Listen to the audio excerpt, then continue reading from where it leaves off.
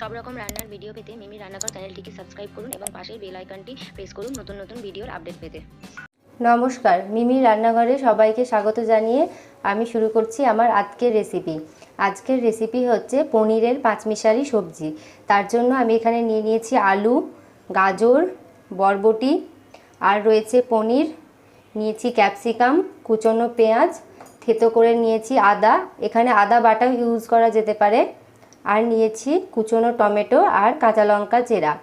তো সবজিটা বানানোর জন্য প্রথমেই আমি আলু, গাজর আর বরবটিটা একটু ভাপ দিয়ে নেব।